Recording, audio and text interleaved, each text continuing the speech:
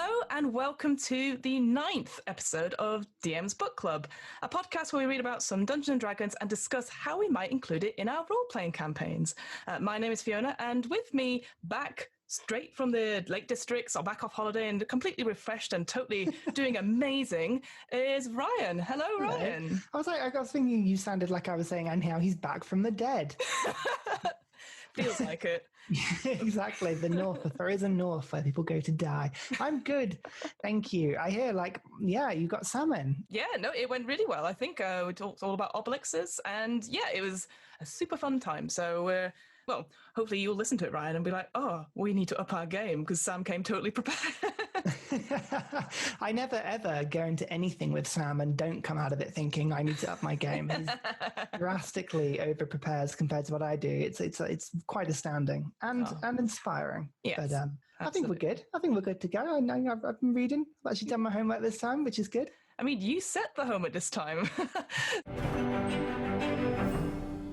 What are we reading today, Ryan? What is the topic of choice? Well, we're having a look into one of the books called Ghosts of Saltmarsh, and specifically Appendix A of Ships and the Sea. And the reason I wanted to look at this is not because it's just a huge chapter or subchapter appendix full of stats, which literally it kind of is, but the Dungeon Master's Guide is a brilliant book for helping you to build a world and run a campaign.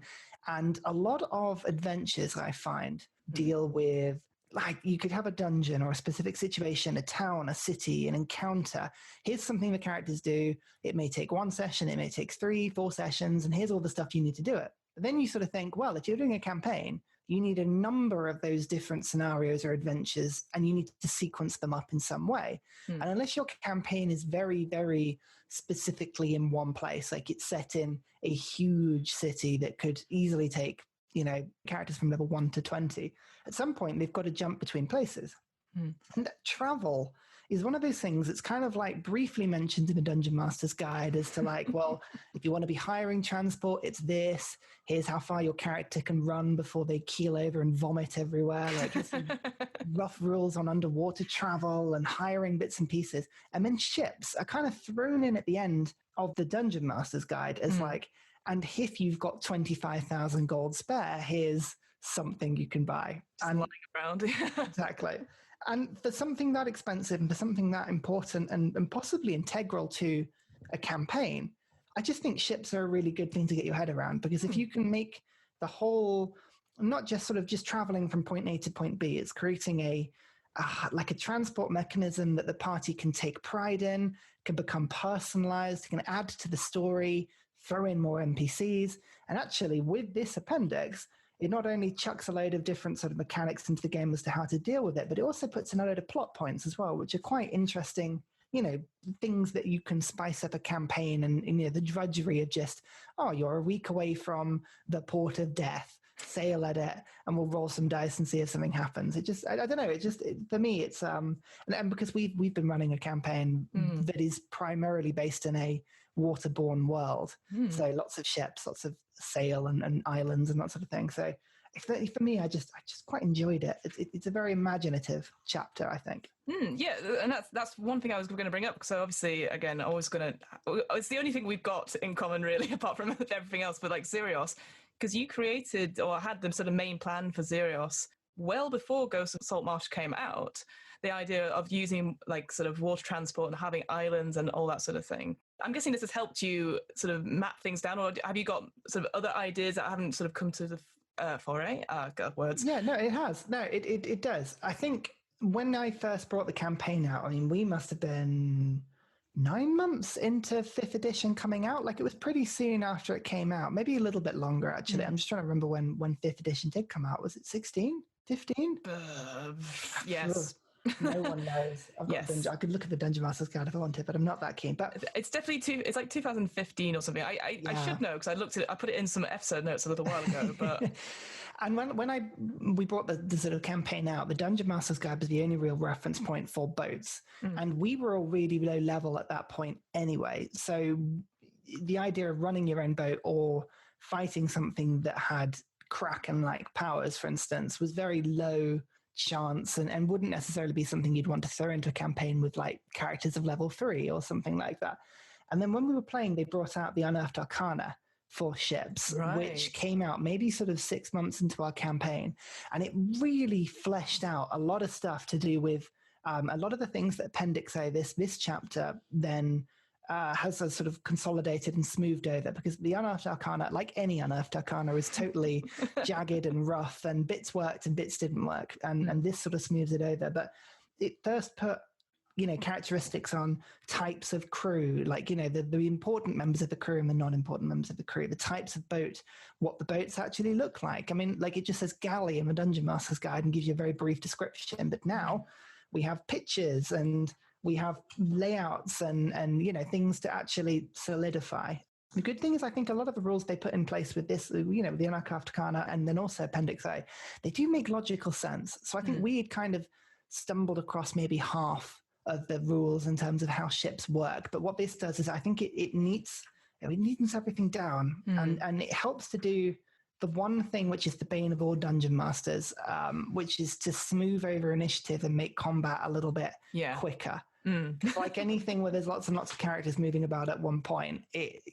One of the things it really does is just to smooth over everything and make things run as quickly as possible. And I quite like that. Definitely.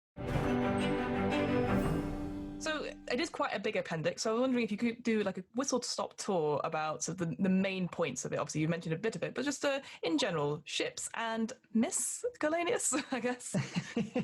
Ships and misc, yeah.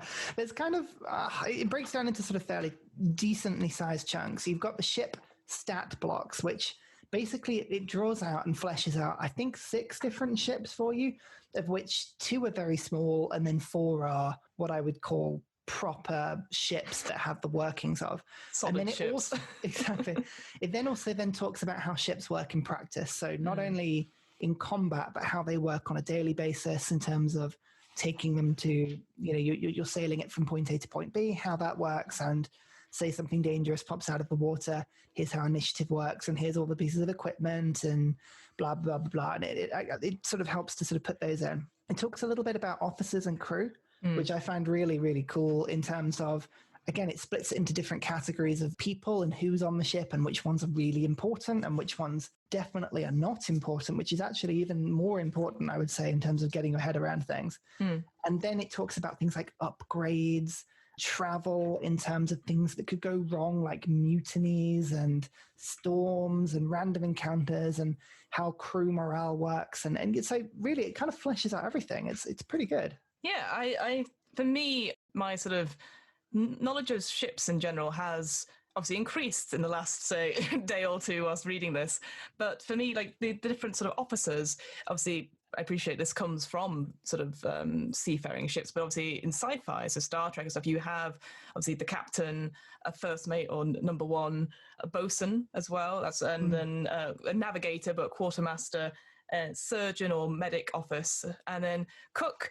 It's less used in sci-fi, but those sort of 6 main things actually all are important in their own way, which I thought was quite interesting. And also I've actually now have learnt the difference through reading this, the sort of difference between port and starboard. There you go. Yeah, still couldn't tell you. I've been running a campaign on the sea for about 2 years now, and I still refer to it as the front or back of the boat, or the left or the right, or whatever. And I think, that's fine. If you don't know it, that's okay. I really should just write it down on a piece of paper one time. That would solve a lot of my problems. Well, so I will tell you, because I found it quite interesting. So starboard is on the right and port is on the left, because in the old-fashioned day, before sort of general sort of things, they had, like the old-fashioned Nile boats, you had one person at the back with the steering stick, essentially. Oh, yeah. That was always on the right side of the boat.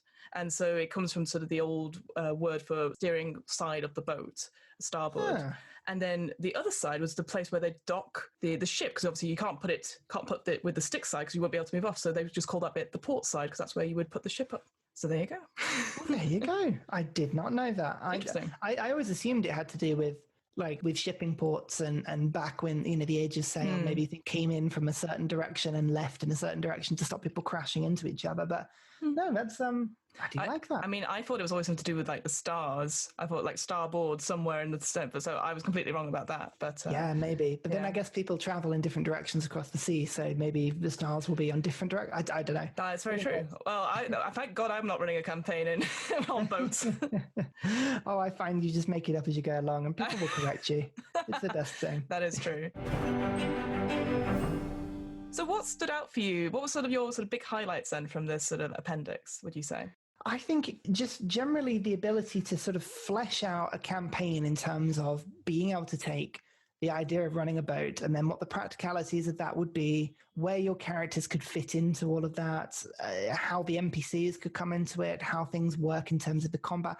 It's just quite nice to know how these sort of big entities work. I guess it's different in the sense that a lot of other travel in D&D is all either magical based or you travel either by walking or by horseback. There's never any big scenario in which you've got a big vessel that takes crew or like other people that get involved. I mean, unless you're a very rich person and you get 20 people to hoist a golden chair on the road and just walk you down the road or something. Impractical at best. Exactly.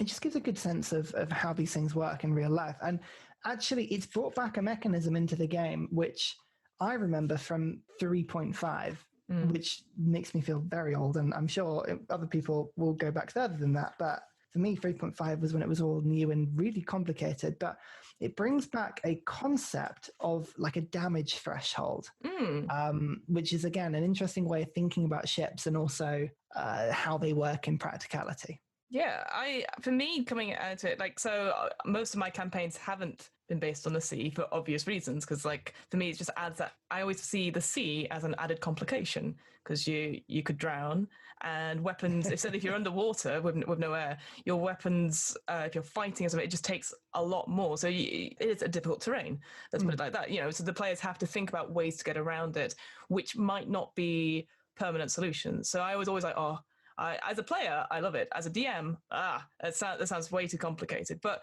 going back to what you said before about the different officer roles, I quite like that. So you give these roles in addition. Obviously, your player characters could have these roles if they buy their own ship or if they've got hiring NPCs or minor characters to fill certain positions. And then they have like an additional duty on the ship to give them a bit more chance to collaborate, a bit more chance to roleplay, which I thought was quite cool. And talking about the crew morale, which I'd seen been done in some other streams. High Rollers had done it recently with their sort of ship.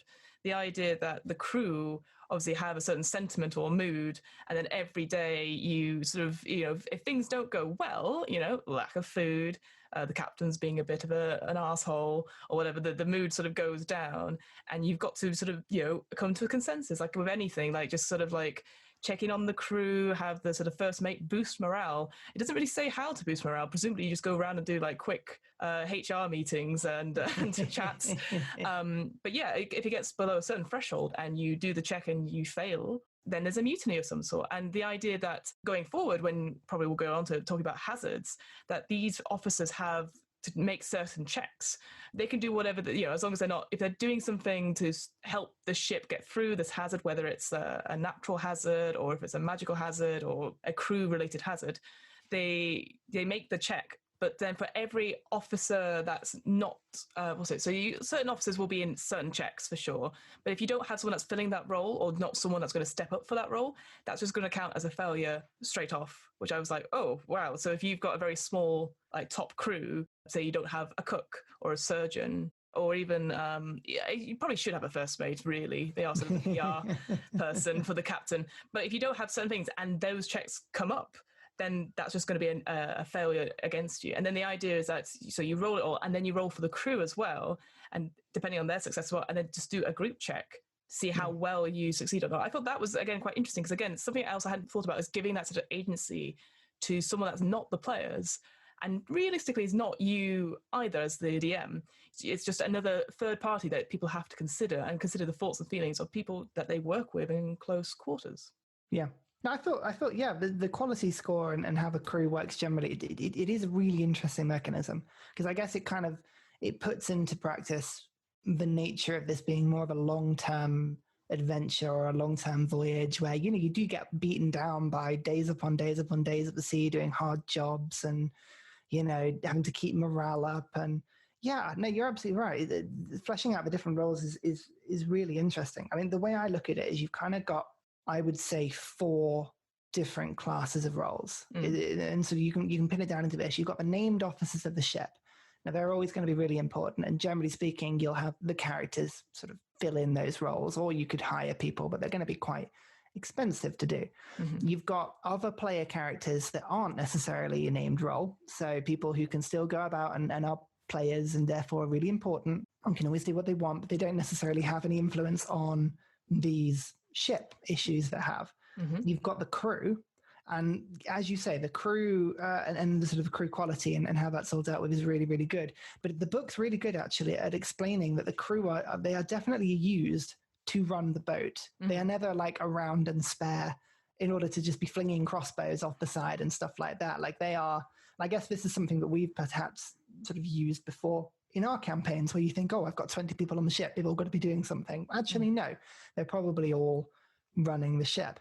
And then that 4th category, I'd say, is military or militia, or sort of soldiers that are being brought up on the boat that don't have a role, but will be used to fire weapons and all that sort of thing. And yeah, I think actually giving roles to people, I think people would enjoy it, because there seems to be like a role for everyone, like everything from someone who's really serious. I mean, I could imagine, with all the players I've got, giving you, for instance, the role of captain would immediately go to your head, and you would love exactly it. That's exactly what I thought. Yes. Or at least the first mate or something. But like it sort of gives them a real like incentive to be like, yeah, this is my ship, I really want to run it, put my sort of stamp on it. And then everything from bosun to quartermaster can, really people can get involved with. And then the cook and the surgeon can be a bit more wishy-washy and healy or magical or whatever you want to sort of put in. It's a bit like when we spoke about like high level combat and the feats episode, where we talked about when you get to level 20, what do you do? Well, you probably go own a kingdom, or you are the head of a franchise, or you look after something like that. And this is kind of it for lower levels. Like you've got basically a waterborne headquarters, but then you've got to employ people and look after them and make sure they're okay, and you can't just be like, you can leave them and say, right, whilst we're away, do these orders. But things can happen to them and you have to come back and solve them. So it's like a great advantage, because like you said, using ships to get to places, discover new things, quickly get to missions and stuff that might be difficult otherwise on the road. But then you have this sort of caveat where you go, okay, but now you have to be a little bit more social, or have the ability to be a bit more social and have that role play. Certainly if you're going to get some crew conflicts in there as well, I thought it was quite good. Yeah, absolutely. So no, it really fleshes that out. And yeah, I think the idea of the threat of the crew really rebelling is really explained quite well. And I mean, you could imagine being in a campaign and the crew, they try and revolt and they try and mutiny, and suddenly your characters are found thrown off their own ship. Like, could you imagine that? I mean, a plot point, like trying to hunt your own ship down. I think as captain of the ship, it will definitely happen at some point, just because that's something that I would do, annoyingly. Yeah. That leads on quite nicely. So obviously, as with all D&D books with this sort of thing, there's so many like tables you can roll for just one-off, like, oh, what kind of ship can we make? So beforehand, I actually did make a quick ship. Do you want to know what I rolled, Ryan? I would love to. Go for it. So I rolled a warship, which is called the Intrepid Flower. It's a cargo ship. A neutral cargo ship, but the main sort of crew are all halflings. There you go. And I mean, that's pretty cool. It's something. And then I rolled so you can also roll for some crew names and crew mates and stuff like that as well. I rolled free just to see, like, because you always like, oh, the Intrepid Flower, who's famous from that? So I got Silverfish, Wee Patches, and then Ugly Beast. So I look forward to that one shot when they turn up. Oh, that's amazing. Oh, I love that. This amazing warship, which has just got a big flower symbol, and then it's just all these halflings going, hello, but they come up with their own pirate names. A big ship with a warship. That's it was an vessel. Incredibly, it's an incredibly lucky roll. I was like, oh, what can I do with that? Well, tell you what, should we use your example then? Because we can probably use your warship to kind of explain how the chapter works in terms of the mechanics of it. Because it's once you get your head around it, it's pretty simple. It's just, you have to treat the ship as an entity, like its own living thing that has its own actions, and the crew kind of all warp into the ship effectively. So so if you look at page 194, you've got the warship. So this is the warship. What did you say it was called again? It's called the Intrepid Flower, Ryan. The Intrepid Flower. Oh, it's amazing. It's amazing. So I assume you're going to be super rich and you have afforded to deck this thing out properly, right? So you bought it. Exactly. So this is wonderful. So you've got 40 crew. You need 40 people in order to run this ship, which is a ridiculous amount of people. And as a DM, my first reaction to that would be like, no, we're not doing that. Could you imagine trying to have 40 people in a combat situation? Oh, good God, that would be appalling.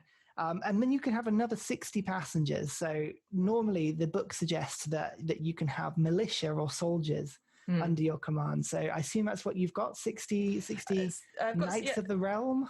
Yeah, maybe the odd 2 rich person that needs to go somewhere, I thought. But it's all, like I said, like I feel like, because I rolled halflings as the majority, like just the odd 1 or 2 sort of maybe humans and elves or something. Everyone else is halflings. I like the fact that you've got a vessel of halfling mercenaries and then a few nobility that pay your journey for you. Yeah, that's how it works. Wonderful. I like that. That's a real fantastic thing. So the warship itself, you've got a gargantuan vehicle that is 100 feet by 20 feet. Now, most boats are all 20 feet wide. That's something to remember, but it doesn't matter what boat you've got. It's going to be 4 tiles wide.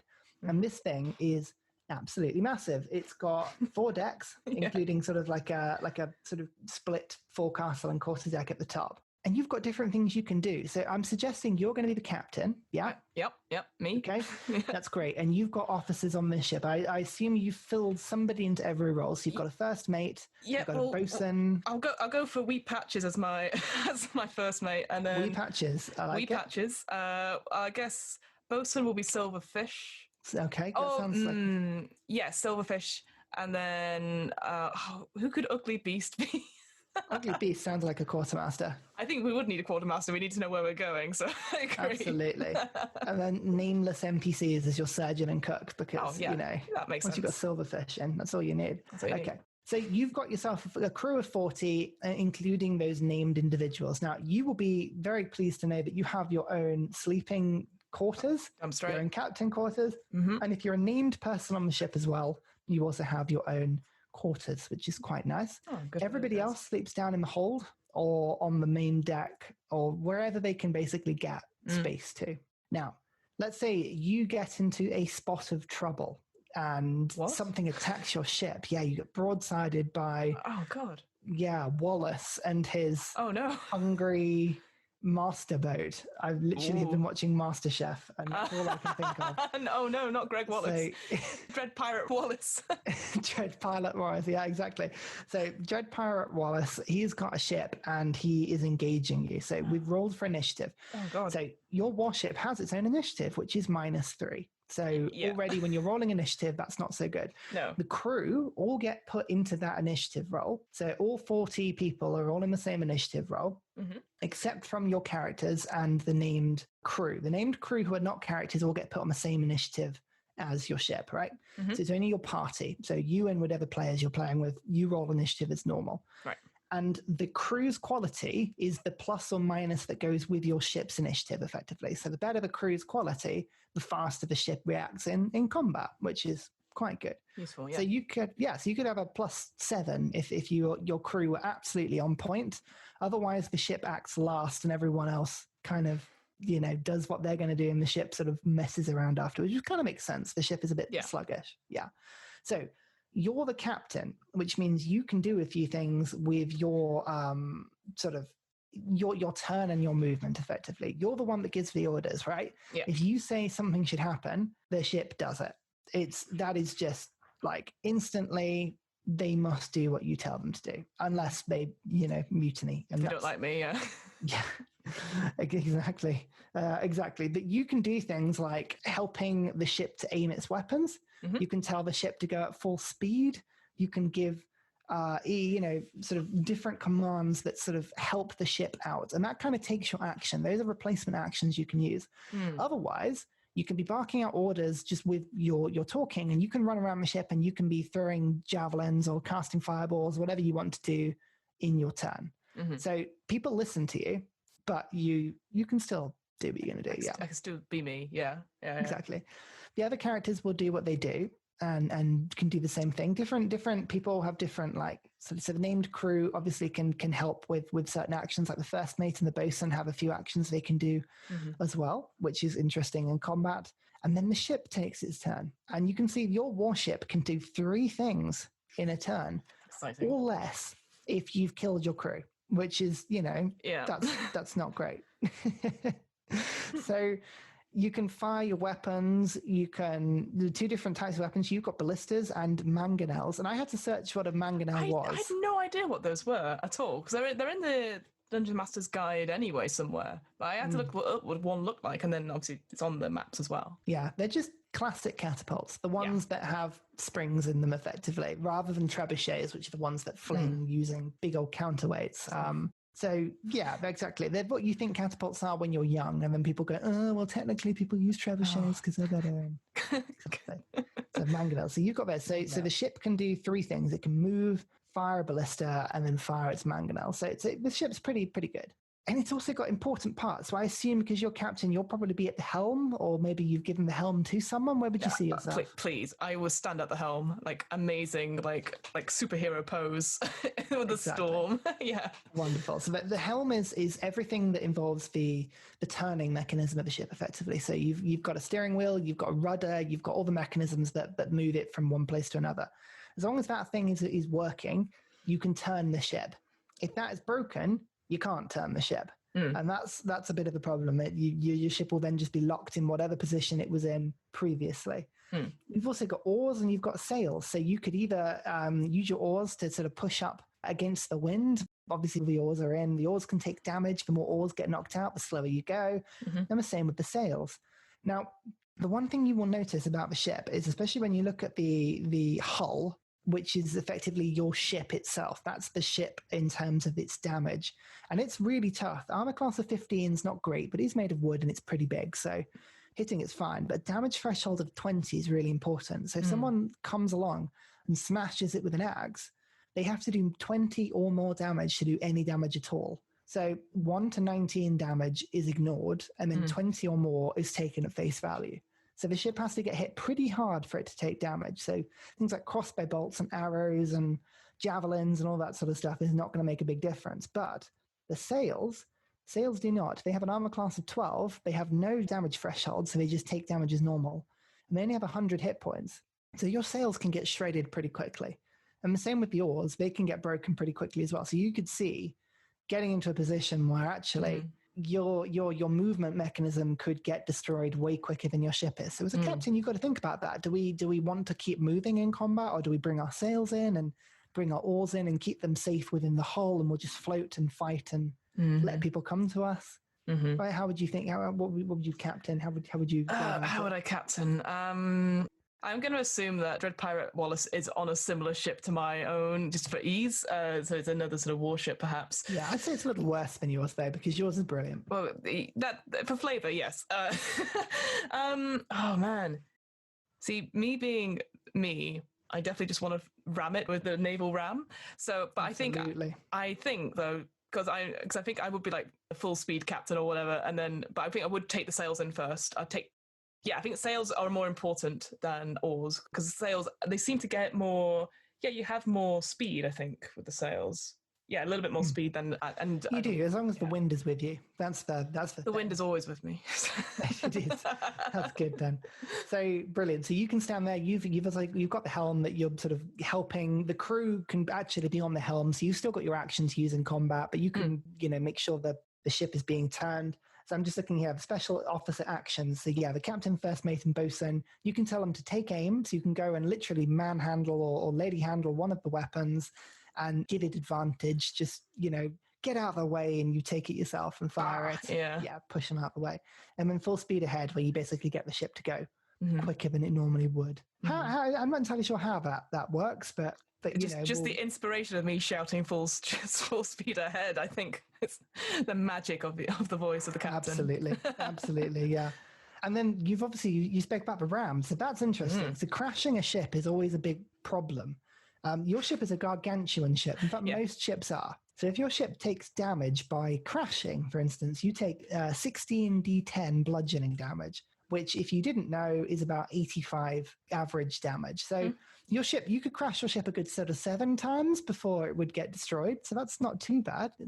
That's okay. But you might find that your bits of the ship fall off before that point. But if you were to use your ram, effectively you sort of push that damage into the ram, and then you cause the other ship to crash as well, and you end up doing tons of damage to the ship that way. Exactly, so yeah. It's quite fun. So there's your combat. You've defeated the dread Pirate Wallace. Take now that. Exactly, you're thundering along to your next destination.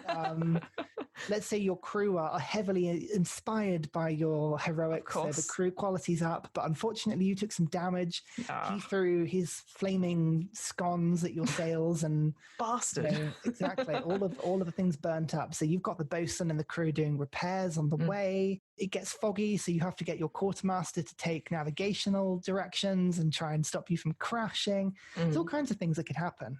And I just like to think that once you get your head around the ship, it's yours. It becomes its own little world, and its own little environment, and how it sort of plays out. And yeah, I don't know, I quite like it. And speaking of, because you just mentioned fog there, sort of go on to the hazard side of it. So like we sort of mentioned about sort of the crew obviously being a sort of hazard, and then obviously being on water and stuff, there are other kinds of hazards which the book details about. Storms being another obvious one, because obviously at sea, obviously you're going to have big gigantic waves that just sort of capsize your ship, big sort of blowing gales and stuff. Whirlpools was another one, and oh god, now I can't remember what the other one was. Oh no. Fog, that was it. Fog and fire were the other ones. So all sort of elements. So there's like no, I'm wrong. So it's crew conflict was the first one, fire, fog, infestation, and then storm. So you've got 3 sort of... infestation sounds absolutely horrific, especially in our COVID-friendly world. Yes. The idea that something goes through, a lethal plague goes through your ship. I mean, let's be honest, high fantasy wasn't known for its cleanliness. No, it was not. But I think, again, it's really interesting because when these hazards come up, you roll randomly for the hazard DC. And on a 17 or lower on a D20, it's only going to be a DC of 15 or lower. So it's quite possible that you're gonna ace these checks. You're a pretty capable captain. You're proficient in water vehicles. You've got crew that are doing good with crew quality. Like, generally speaking, you should be fine. It's only if something with DC 20 or 25 comes along that you could get real problems. Yeah, that could get bad really quickly. Was there a particular hazard type that you thought was like, oh, that's really good? Because obviously we've got sort of 3 sort of environmental, elemental kind of ones, like the storm, fog, and fire, and then you've got crew and infestation. Was there any one that stood out to you? Obviously, we've talked quite a lot about crew conflicts, because obviously when you're in small quarters, it's like, ordinary frustrations are going to come out, I guess. That's the one I really like, purely because of the sort of role-playing aspect of it and fleshing up the NPCs, because you've got to think, like, there is a crew conflict, something's happened. Okay, that's fine. So what has happened? And then you've got to think of like something that could have happened that would have, led to this sort of fight. And it gives a few examples about brawls and theft and murder in the worst cases, but maybe it's not that. Maybe it's lying, or a game of dice that went wrong, or some, adultery. I mean, who knows what's going on the ship? But not on my ship.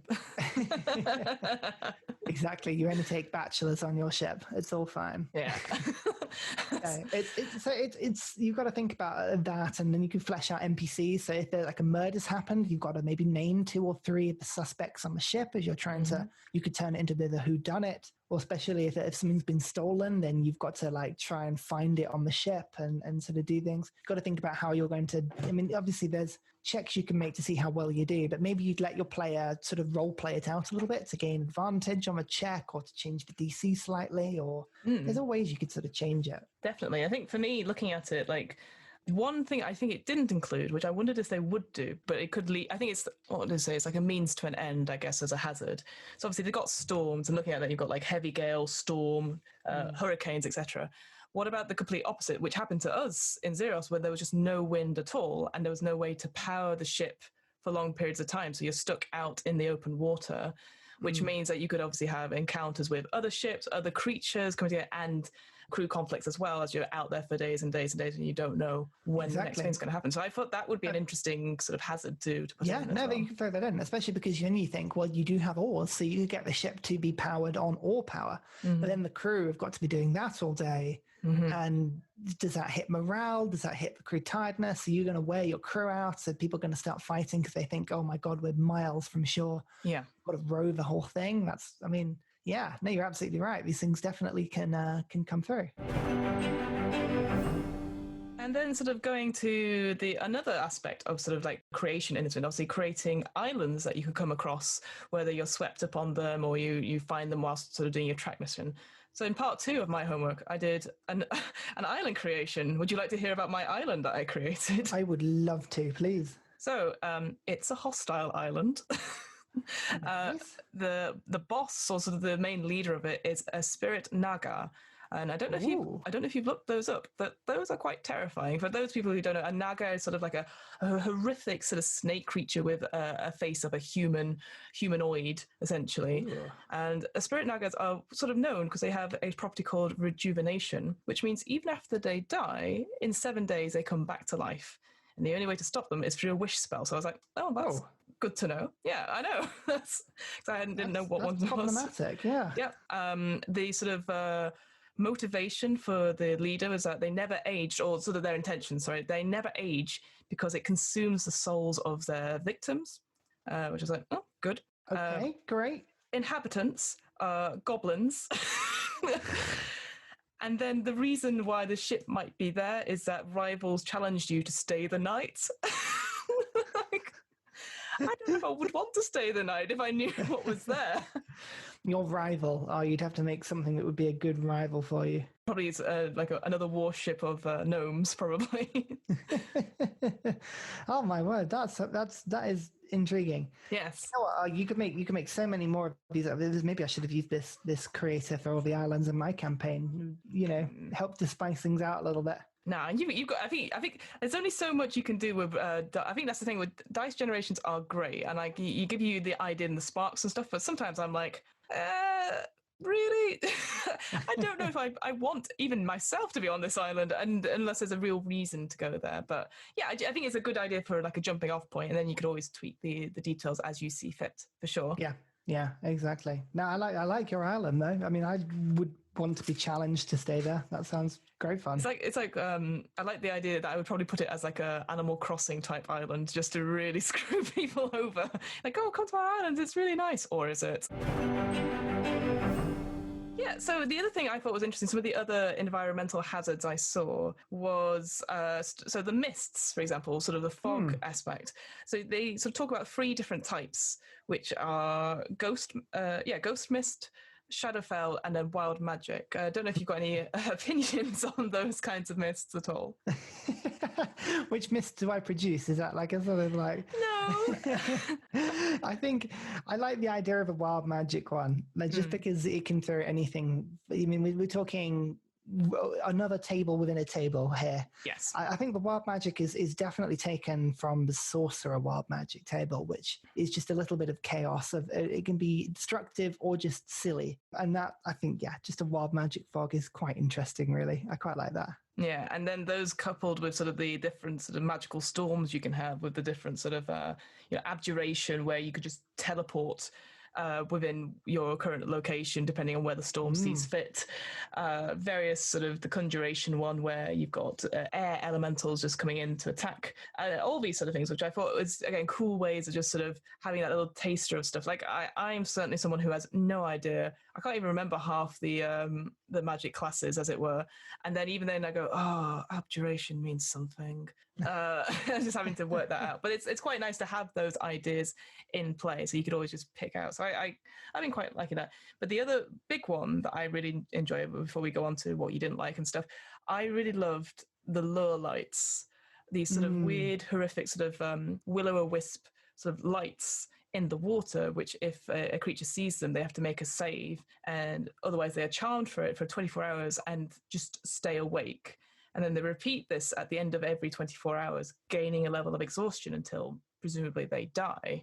And again, I know you're not a massive horror fan, Ryan, so I apologize in advance, but there is something called the deadlights in Stephen King's world, where essentially if you look at these things, you go mad, or you just lose your soul to to this thing, which is very eldritch horror-esque. And I remember watching It Chapter 2, and there's a moment where one of these sort of adults is fighting this creature and is like, no, you will not take us, we're great. And then the creature just opens its mouth and these deadlights come out, and the person just almost just, I can't describe it, just falls into unconsciousness, but in such a way that it was just terrifying, like just became like a limp doll and then sort of floating up to the ceiling, because obviously they all float down here. Yeah, so that for me gave really strong vibes of sort of these lower lights, these things that again, stuff that you could put into sort of old ship tales, sea shanties, that sort of thing, and having these things dotted around as sort of legends and lore of the sea, and like warning sailors, like, oh, don't go here, as a sort of premonition to like these things may appear depending on how you roll. So I quite like those. No, that's horrifying. Yeah, I think anything that sort of can just make people sort of charmed, just like that. It's a bit like a siren call, or like the anglerfish, with the sort of the light that comes down and gets your attention. Yeah, no, that creeps me out. I think I probably have told you this, because I know obviously we've recently done an anglerfish type creature, which is horrific in Xerios.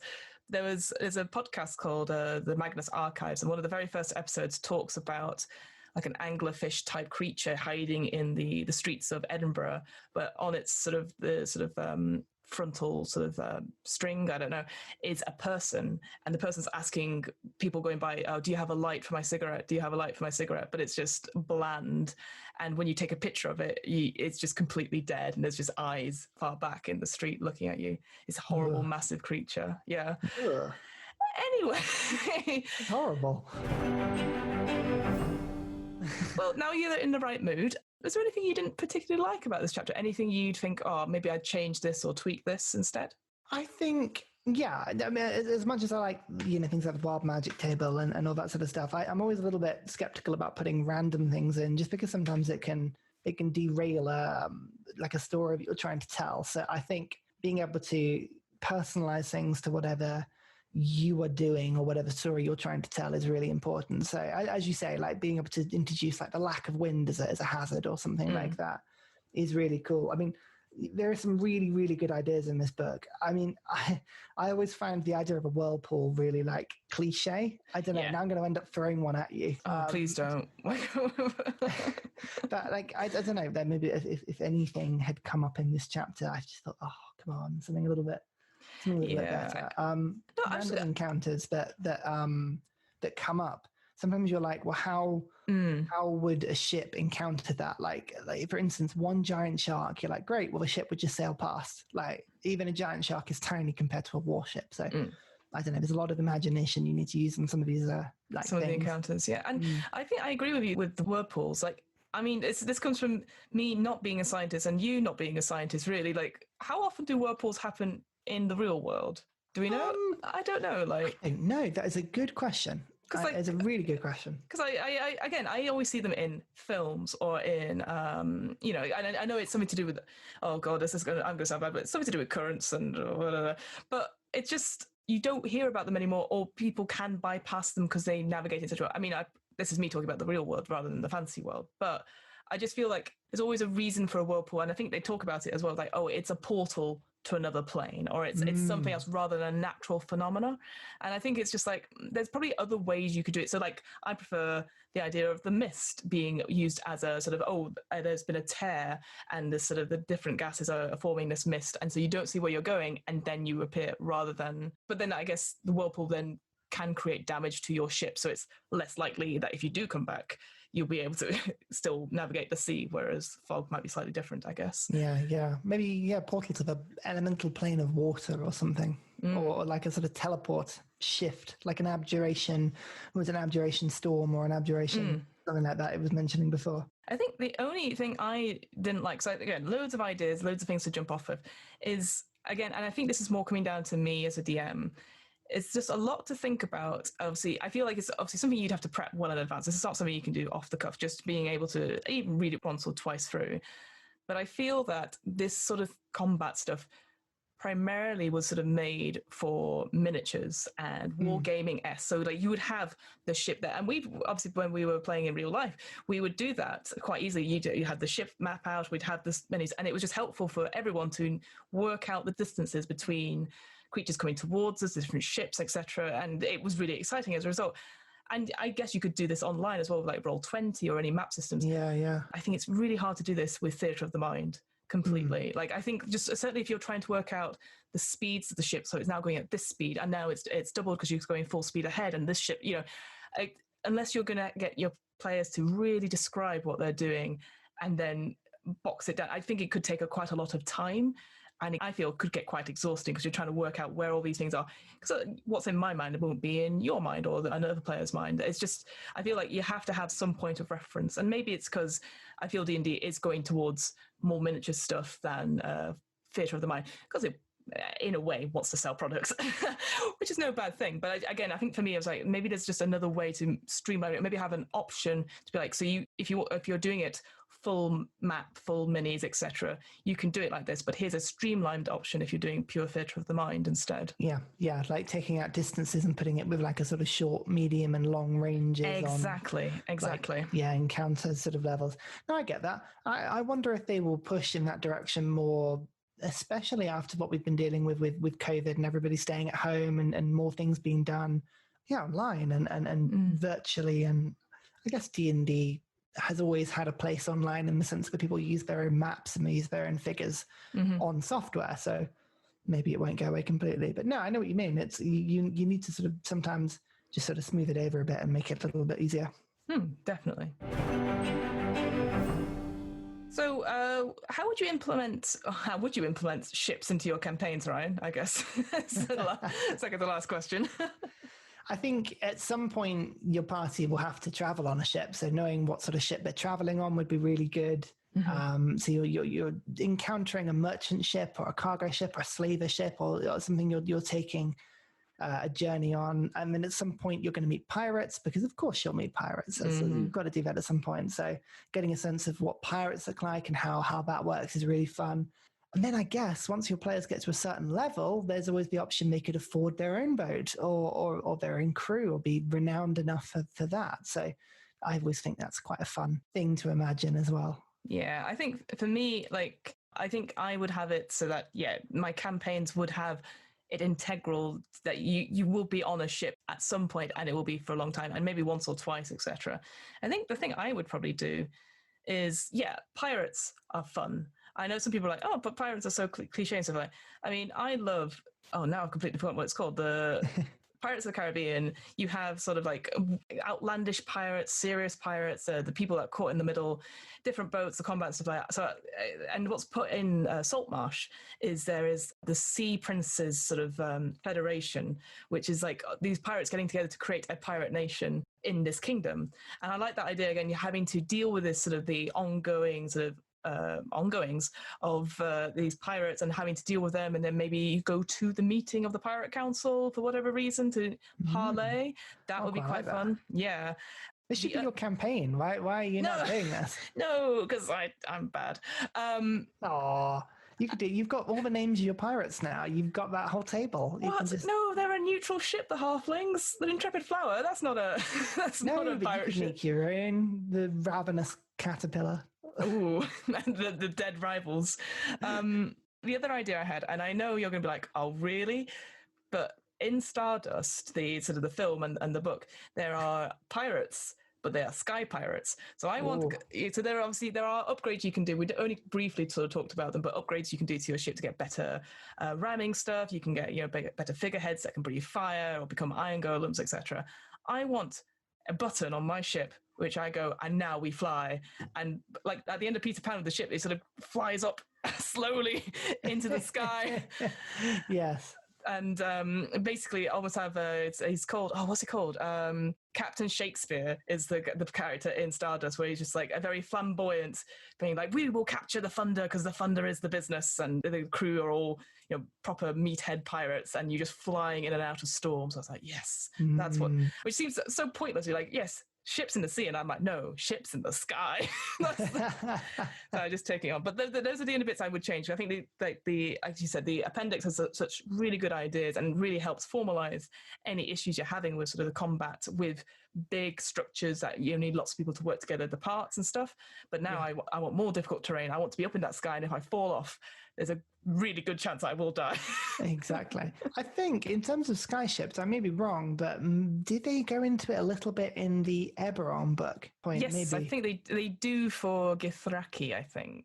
No, but they do talk about it in Githyraki and stuff. But I'm thinking, if I, as a normal person that doesn't living in Eberron but living in our own world, which is to buy a flying ship, that's how I would go for it. So, do you have any recommendations for sea combat in general? Anything that's not necessarily D&D or anything that's caught your eye and going, oh, I'll include that in my campaigns? I mean, the most ridiculous, you've got Pirates of the Caribbean in my head. I think it was the third one where they have a ridiculous whirlpool battle where the ships are sailing around a huge whirlpool and firing at each other. I put that as an option and something to don't do that. That's really stupid. Oh no, that sounds so much fun now. No, I think I get a lot of inspiration just from like a lot of people have played like Wind Waker, the Zelda game, and sort of the freedom of being able to just say, look, you've got all these islands, go and explore, and you've got your boat. Anything that gives your boat a little bit of freedom. I don't know if you ever played Skies of Arcadia back in the day. No, it was I did not. God, that's like an old game now. But that one was floating ships, so like sort of, as you say, sky ships and worlds that were just sort of floated around, and that was really cool as well. So that was sort of painting a world where people could fly around and just sail and steal what they needed to do whenever they needed to go. It was quite good. Oh, nice. Yeah, I thought for me, like, because there's a lot of descriptions about all the sort of different coral reefs as well in this appendix. And right at the end, obviously, only glancing over this, but there's so much in this appendix. It's really worth reading it. But they talk about different areas you can go to, so like a coral reef type style, a shipwreck, and a sunken town, which again has very Cthulhu vibes in it. And I'm like, yes, tick, tick, tick, tick for me. But I thought, because I'm very bad at describing things, which I say that in like the most loving sense, I always use cultural references and stuff like that. But actually, watching stuff like Deep Blue Sea or Blue Sea, I can't remember the David Attenborough stuff on BBC. Like watching the sort of the underwater and going into some of the dark zones and the twilight zones and seeing the creatures down there and giving that sort of flavor to your world would be quite interesting to see. And the music for that's really good as well. And then for island stuff, I was thinking, well, what have I seen? That's obviously Pirates of the Caribbean, as you said, like giant whirlpool fight. I love that. There's a bit Didn't where mention that. That's what you're going to want to do now. No, there's that, but there's also there's that bit with Jack Sparrow pulling his boat through the desert, which again is just a really cool image as well. So maybe you get stuck on some sort of desert plane. There's talks about sandbanks as well. But then on the other side of it, it's like, well, going to an island and meeting different people. I thought of Moana, because you've got all the sort of, again, the folklore and stuff in here, and you've got larger than life characters who then probably want to steal your boat or come with you in some capacity, and there's sort of hijinks along the way. And Moana's just a good film in general. I just want to watch that again. Oh, it's a really good film. I like that film. Oh, thank you so much, Ryan. This sort of, I've really enjoyed finding more about ships, which is probably something I would not have said a couple of weeks ago. But no, it's been really, really good fun. It's one of those things in a campaign. If you've got a bunch of friends that you play D&D with a lot, it's one of those things that you can all create together, and it's something that makes more adventures, which I think is always desperately needed in D&D. Just something that opens up doors rather than shutting them. Oh, definitely. Oh, well, that's a good phrase. I like that. I like that a lot. So, do you want to know what we've got planned for next time, Ryan? Oh, I do want to know. What are you up to? What have you got for us? What am I up to? Well, as of this morning, threw all my plans out the window, and I thought, what's something that is that I enjoyed running as a DM, and something that is very creative, but also collaboratory and stuff like that. And I thought, oh yes, there is a module that I ran, a one-shot sort of session I ran for David and Sam, called the Ice Star Facilities, which is actually a written or was sort of ran by Patrick Rothfuss, the famous author of I'll get this wrong, is it the Kingfisher Chronicles? Ooh. I don't know. Okay, I thought you had read those, but never mind. No, I've I not don't read think them. I have. No, I feel very unread now. I'm going to look this up and it's going to be wrong, but it's fine. It's a famous author that people will know because he has been a guest on a very famous D&D stream called Acquisitions Incorporated. And this was his sort of first time. It was a session that he ran at a big convention called PAX East. And he ran it his first time as a GM to his friends and to his own DM, who was Chris Perkins, who is one of the lead writers on D&D. No pressure then. No pressure at all, but it's one of my favorite fun little like adventures, so silly and fun, and it just everything about it I think has good tips for both old and new DMs. So yeah, that's really cool. The little bit of reading I've done on it is really funny. I like it. I'm looking forward to talking about it. Brilliant. Oh well, thank you so much, and we'll see you next time. We'll see you here. I don't know. Oh no, we won't see you. Wait, you'll hear us. I completely forgot. I always do this. Brian, do you have anything to plug? Oh no, it's fine. I'm boring. Don't worry about me. You can't say that. You've got to be confident in what you do. It's fine. I will go first. Go for it. I will. My name is Fiona. I keep forgetting I have to do this. So I run the What Am I Rolling podcast. It's a twice monthly RPG one-shot podcast. I always say this, it's going very, very well. A couple of episodes of Pugmire have come out. Some one-shot solo stuff is coming out. And probably by the time this comes out, actually, I will be on a panel for... what's it called? I'm on a panel about how to GM at a UK Games Expo online in August sometime. Yeah, I know. I keep forgetting that's coming up in August, but yeah. That's awesome. Yeah, so I didn't know you're doing that. No, it's been in the works. I was supposed to do it in May, and then everything got cancelled, and then it's been moved to online. Of course. No, yeah. I do remember that one. Yes. That's really cool, though. Getting out there and meeting people. Look at you. Well, not really. I'm staying here and going online, but basically talk about throwing yourself out there anyway. It's certainly more social than I do. I tend to sit at my computer for hours on end playing the same game and then recording myself. So you can find me on YouTube if you want to find me a little bit more. Sir Ryan. I like to think I'm funny, engaging, witty, and slightly clever, but I'm at least one of those things. Maybe you can work out which and tell me. Uniqueness, nerve, and talent. I think that's what it is. Right, now that we've done it, we'll see you next time. Well, next time. You'll hear us. We won't see you. Bye-bye. Bye.